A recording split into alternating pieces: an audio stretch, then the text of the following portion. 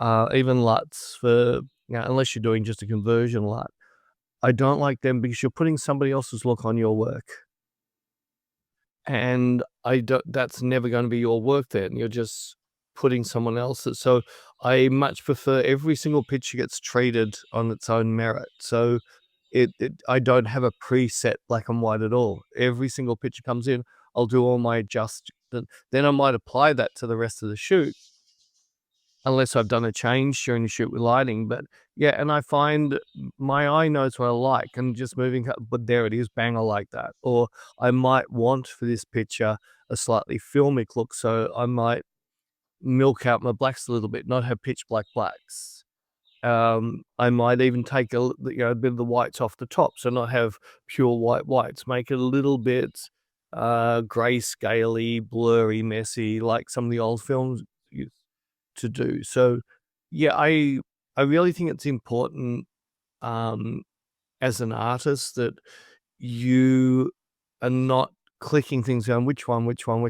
Like I do that with my red, green, blue channels and my mixing of those channels, because that's predominantly how I go to black and white.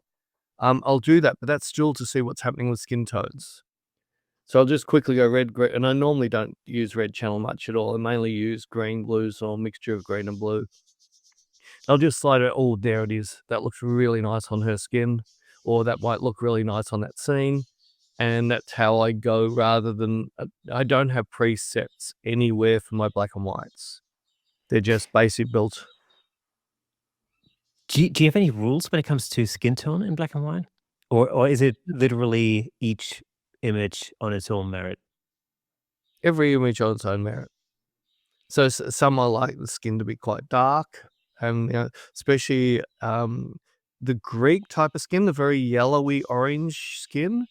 Blue channel just gives that a real surreal look. So I might bring in a blue channel at 100% blue, but then desaturate that channel a little bit off it to pull the strength off.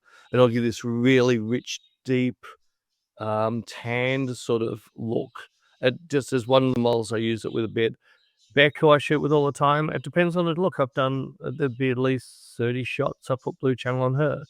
Predominantly, I'm normally running green channel on her, and sometimes I might run the default Hasselblad blend on her, which is a bit of red, a lot of green, and a bit of blue. But again, I think it's really important, because until you start understanding your look, it's really hard to get all your work to look like your work. That's actually something I was going to ask you, because I know you shoot a number of different cameras, like you mentioned Hasselblads. I know you shoot Leica as well. Like, I don't shoot the Sony so much anymore. I find it like it's an amazing camera. The menu system is terrible. Can't stand. It's the worst menu system of anybody. Fuji be close, I think, but both of theirs are terrible. The Leica, I enjoy shooting. It feels good in my hands. Got a massive viewfinder. It's got one of the few things that most of the camera companies I hate, because they don't do it. It has a proper overexposure alert that you can tell where to go off. So I have that set to 245 in camera. So it starts blinking at 245. I know I've got a little bit of headroom. Don't understand why Canon and Nikon don't even have a zebraing for stills. Like, the whole idea of mirrorless is supposed to make us easier for us to work. And anybody who's serious about making art knows that auto just doesn't work. It doesn't matter how good they think it is. All you have to do is, I've got on one of the videos I did recently, the model just lifted up a black jacket and put it down, and we watched the change on the video. Sorry, my dogs are going off because Beck's arriving for work, so they always get excited. But it's amazing how much the actual exposure changed with her putting a black jacket on or not having the jacket on. Yeah. Which we had auto ISO running. The biggest problem is my studio is very daylight. We got a lot of light in our studio.